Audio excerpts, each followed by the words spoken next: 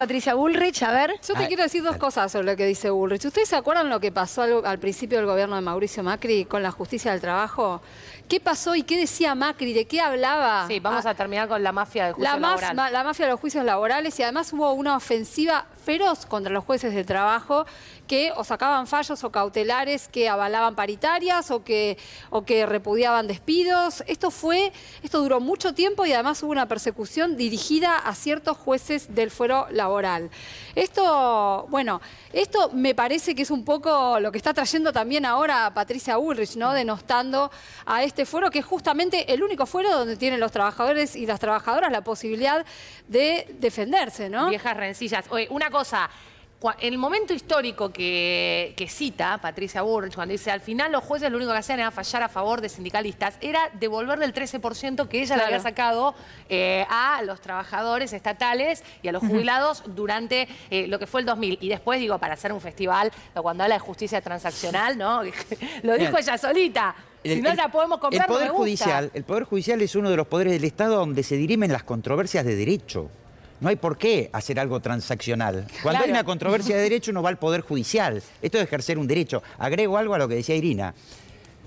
A la persecución a los jueces laborales se dio la estigmatización a los abogados y abogadas laboralistas, recordarán la mafia de los abogados laboralistas, y la persecución a los dirigentes sindicales. Esto le costó al gobierno de Mauricio Macri una denuncia por violación a los derechos humanos ante la Comisión Interamericana de Derechos Humanos. Yo fui uno de los denunciantes como presidente en ese momento de la corriente de abogados y abogadas laboralistas 7 de julio.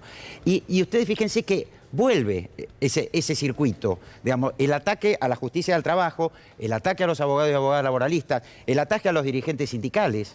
Además es falso. Yo quiero dar el beneficio de la duda y decir, bueno, la ministra no conoce de lo que pasa en la justicia del trabajo, doy el beneficio de la duda. Porque no es cierto que en la justicia del trabajo todos los fallos salgan para el mismo lado. ¿Eso no es verdad? Basta, y la invito a que agarre cualquier repertorio de jurisprudencia y va a ver que está muy repartido. Digamos, hay fallos a favor de los trabajadores, hay fallos en contra de los trabajadores, hay fallos a favor de los sindicatos y hay fallos en contra de los sindicatos. Y lo que dura, además, un juicio laboral, ¿no? Estamos hablando de 6, 7 u 8 años. Bueno, o sea, este decreto es inconstitucional, no solo por la forma, que es muy grave, porque es un DNU, sino también por el contenido. Claro. El contenido de todo este DNU, aun cuando saliera por ley, es inconstitucional.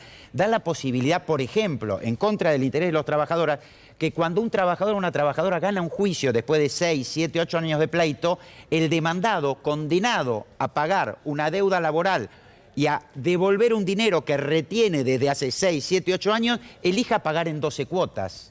Implementa el plan Trabajador 12. Le pone un tope a los intereses con los que se deben pagar los juicios laborales. Sí, libera para las tarjetas de crédito, libera la tasa de interés. Aplican la tasa que quiere, pero un tope a los trabajadores. Hay otro tema que menciona Patricia Bullrich, que quizá es un poco técnico, pero que tiene que ver con la disputa que hay detrás de esto, que es el traspaso de la justicia nacional a la ciudad de Buenos Aires. Degradarlo, ¿no? Digo, básicamente. Bueno, viste que ella menciona eso en un momento. Sí, pero ¿qué significaría eso? A ver. Bueno, que los fueros nacionales, entre los cuales está el fuero del trabajo, el fuero del trabajo, el fuero civil y comercial, el fuero civil, que el de seguridad social, que pasarían a la órbita de la ciudad de Buenos Aires.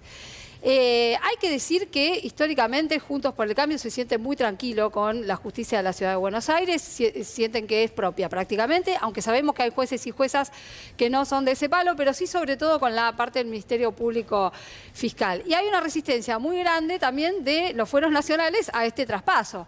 Ahora, la discusión constitucional, bueno, si se debe, si no se debe, ahí se la dejo al... A punto, me sumo a lo de Irina. Al doctor, pero... La Constitución Nacional dice que la aplicación de los códigos de fondo es por los tribunales nacionales y de provincias. La Ciudad Autónoma de Buenos Aires no es una provincia. Ahí hay una objeción constitucional. Si la Ciudad Autónoma de Buenos Aires fuera una provincia, la Constitución Nacional en la reforma del 94 la hubiera calificado como provincia y le hubiera dado los atributos de provincia. No es una provincia, por eso no puede no puede ser traspasada la justicia nacional a la ciudad. Ahora, más allá de este tecnicismo, ¿qué hay detrás de esto? Pero eso sería un tecnicismo clave en una disputa legal después. Pero ¿sabes qué hay detrás de esto? Pero es política también. El Consejo en la ciudad, el órgano de control de los jueces es el Consejo de la Magistratura de la ciudad. Para remover un juez de la justicia de la ciudad, y sería de la hoy Justicia Nacional, si pasara a la órbita de la ciudad, bastaría con una simple mayoría para remover a los jueces. O sea, la mitad más uno. la mitad más uno, y la tiene el partido de gobierno de la ciudad. En el Consejo de la Magistratura Nacional no, se necesitan 2/3. Entonces es un mecanismo más simple, mucho más simple, ¿No te de gusta un remoción de juez? los jueces Afuera. y de persecución y condicionamiento. Claro. Aquella persecución del gobierno de Mauricio Macri no estaba direccionada solo a los 5 o 6 jueces a los que le pidieron el juicio político. Estaba dirigida a los 110 jueces porque generaba temor. Generaba temor de que cualquier resolución en contra de los intereses Era del gobierno adoctrinamiento en un nacional punto, claro. es de adoctrinamiento. Claro. Pues les costará un juicio político y una destitución. Ahora, la presentación de Rodolfo Barra, si ya no se hizo, se va a hacer en las próximas Sí, horas. sí, se estaba haciendo ahora a la mañana, sí. ¿Qué recorrido, Gustavo, crees que puede tener? Puede haber 2 alternativas y están aventurando las 2. Primero dicen apelación. La apelación técnicamente no hay apelación contra una sentencia de Cámara. La sentencia de Cámara es definitiva. Lo que queda es para ir a la Corte un recurso extraordinario. Pero la Corte no puede entender en este recurso extraordinario, si es que lo interponen. ¿Por qué? Porque la ley que regula el recurso extraordinario dice que únicamente puede haber recurso extraordinario contra sentencias definitivas. Esto es, las que ponen fin al juicio. Y esto es una medida cautelar. Es una medida que se da en el origen del juicio, destinada a durar, tal como propiamente lo dice la sentencia esta interlocutoria de la Cámara, hasta que termine el juicio.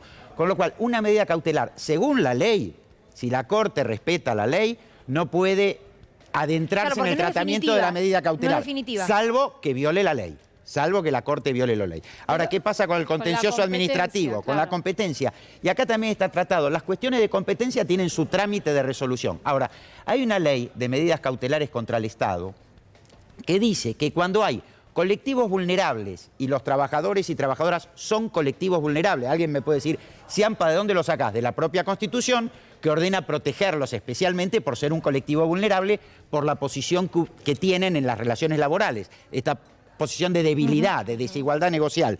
Y además, cuando hay créditos alimentarios, los créditos laborales son de naturaleza alimentaria, aún un juez incompetente tiene facultades para dictar una medida cautelar. Con lo cual, siendo el pleito de la CGT, lo importante del pleito de la CGT es que comprende a todos los trabajadores y trabajadoras del país, a todos los sindicatos del país, estén o no afiliados los trabajadores y trabajadoras a los sindicatos y estén o no afiliados Dentro de la los CGT, sindicatos a la claro. CGT.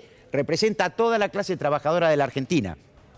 Entonces, este juicio que comprende a todos los trabajadores y trabajadoras de la Argentina frenó el DNU. Ahora, como se refiere al tema laboral, derechos individuales, derechos de los trabajadores y trabajadoras y derechos de los sindicatos, es la propia ley de competencia de la justicia del trabajo lo que dice que es de competencia de la justicia del trabajo. Claro. Pero aún, si en el criterio del procurador Barra no fuera de competencia de la justicia del trabajo, también tiene facultades para haber dictado esta medida cautelar y no podría revocarla, sería escandaloso si lo hiciera, una Cámara de otro fuero.